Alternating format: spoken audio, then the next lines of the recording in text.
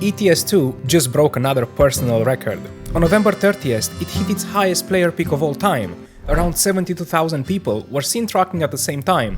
I could not name any other game that 13 years after release peaks the way ETS2 just did.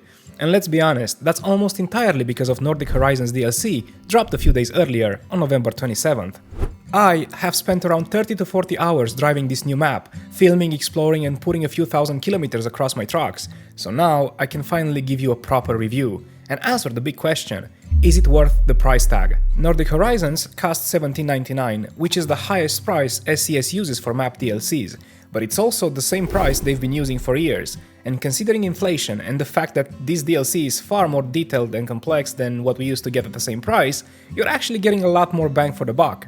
So before we get into specifics, I'll tell you right now, yes, it's absolutely worth it. In my opinion, this is one of the best map expansions ever released by SCS Software.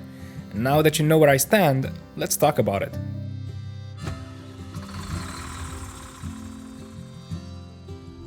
So real quick, let's go over what you actually get when you buy Nordic Horizons, because the scale of this DLC is bigger than I anticipated. You are getting 40 new cities, new locations built from scratch with modern assets that truly sell the Nordic picture.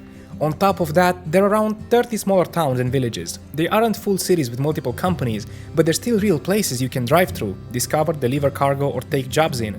And the attention to detail on these smaller settlements is nothing we've ever seen before in an ETS2 DLC. When you drive through them, you'll know what I mean. So all of these 70 cities and scenic towns are spread across parts of Norway, Sweden and Finland. Basically, everything that was missing above the existing Scandinavia DLC is now filled in. And the area is huge, much larger than I expected. If you take a long haul, for example, from the bottom of the DLC to the very top, you're going to be driving for a while. This is one of those rare cases where you can drive for a very long time without feeling the need to leave the area for a different DLC. Now sure, it's normal to feel this way since it's in fact the newest DLC, but I promise I'm not biased. The map is just that good. The variety of locations is also good.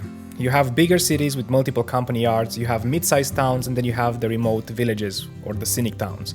Small routes that almost feel like detours but are fully marked roads.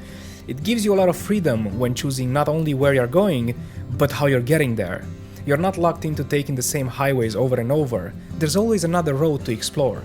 So in terms of drivable area per dollar, this is the best ratio we've gotten in years. Just the number of locations alone puts it up there with the biggest map DLCs. So from a pure amount of map standpoint, you're definitely getting your money's worth. Now, because we all know it's not just the size that matters, let's talk about how the DLC actually feels to drive in, because this is where Nordic Horizons stands out the most. The road layout is really well done. There's a good mix of everything between longer highways, normal 2-lane routes and smaller roads that wind in through less populated areas. Unlike some other regions, you'll never feel like the map is repeating the same pattern over and over. It all feels naturally connected, and you can tell a lot of care went into shaping each route. The overall driving experience is great too. Some areas are more relaxed, others are tighter or just require more attention, but it never becomes frustrating and also it never becomes boring. It's a good mix in my opinion. One thing worth mentioning that will affect your driving experience is the AI. Now you know me, I don't usually complain about it, I kinda like it the way it is, but I hear you guys. I've read the comments and I kinda agree with you to a point. I did run into some moments where traffic got a bit messy. Sometimes bigger jams formed, especially when tighter intersections or busy areas, and then took a little while to sort themselves out. I know some of you might get annoyed by that, just depending on how you play. I guess it didn't bother me as much because I was focused on exploring the map and enjoying the routes. Even in that context, the occasional jam didn't take away from my experience. But it's still worth pointing it out because it's part of how the DLC plays in practice.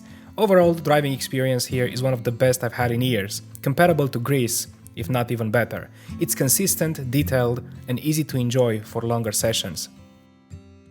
I was so eager to finally talk about how the DLC looks. Visually, Nordic Horizons is one of the strongest map expansions SCS has ever made. The environments are clean, detailed, and there's a good variety between the countries. Norway feels different from Sweden, and Sweden feels different from Finland. The terrain changes gradually, the vegetation changes as well, and even the small towns and buildings feel specific to the region. It's not just a copy-paste of the older Scandinavia DLC, this is clearly a new generation of mapping. Another thing that I really enjoyed was the lighting. Now granted, I did use some mods, but most of us use mods anyway. Now, there is one thing here that I think it's missing, and while I do know the logic behind it, I think it's important we point it out, and I wish the game had included it out of the box. For a region this far north, the world feels a bit warm. Not in the literal temperature sense, but in the overall tone and color. The final cold touch that you expect from going far north isn't really there. Now we know why that is. The map is set around the summer solstice, just like the rest of ETS2, when the days are long and the weather is mild. And yes, you can adjust it with graphic mods, and if you want a colder, moodier look, the Snowy Moon does a great job with that. But without mods is the one visual detail that feels like it could have pushed the atmosphere even further. Everything else though looks great. The overall presentation is clean, consistent, and it's easy to enjoy. Nothing stands out as rushed or unfinished, at least not through the regions that I've been through. And the region has its own visual identity without going over the top. So if you're considering buying the DLC, I think it's important we also talk about the performance. However, take this with a grain of salt, because your game may run differently depending on your PC specs. Before anything else, I'm running the game on the highest settings, 300% scaling, PNG graphics and Snowy Moon. Even with all that, the DLC stayed at a stable 60 FPS almost all the time. The driving itself was smooth, and I never had long drops or anything major.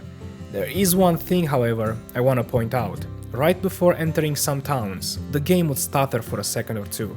It was quick but noticeable. And just to be sure, I tested this on lower settings and without any graphic mods. The behavior was exactly the same, so I don't think this is tied to my setup necessarily. It seems to happen when the game loads heavier parts of the map. Overall, I think most people with a decent PC won't have any issues here. The map is heavy, but it runs well considering its size. Still, moments like this are a reminder of how much ETS2 would benefit from a multi-core processing support in the future.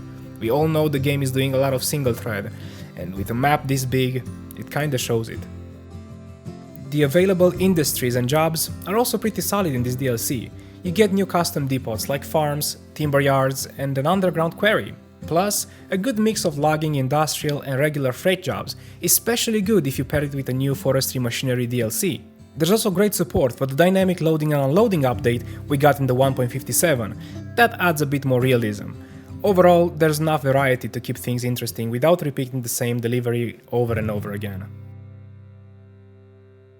So, after spending a lot of hours here, my verdict is simple. Nordic Horizons is absolutely worth the money. For the same price SCS have been using for years, this DLC gives you more detail, more variety, and more driving enjoyment than almost anything else they released before. It truly feels like a real step forward quality-wise. And honestly, this level of work makes me even more excited for what's coming next. If this is the standard SCS is setting in 2025, then the UK Rework and Ireland arriving later is actually a good thing. It means they're taking their time, and if they reach the same level of quality we have here, a new UK experience is gonna be something special. I think Nordic Horizons is a great example of what the team is capable of when everything comes together. And if this is the direction they're heading in, the future of ETS2 looks really strong. And as always, until the next time, stay safe on the road and keep on trucking. Cheers!